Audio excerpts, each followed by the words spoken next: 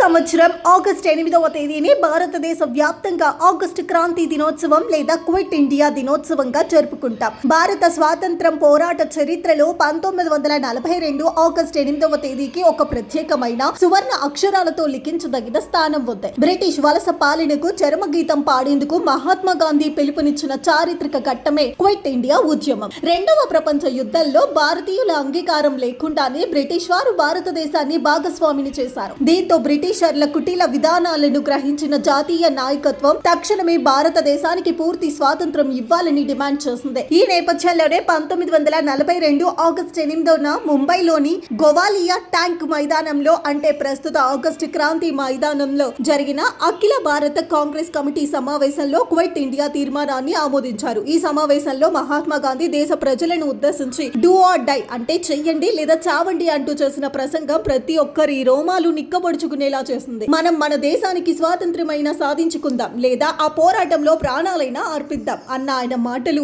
యావత్ దేశాన్ని మేల్కొల్పాయి.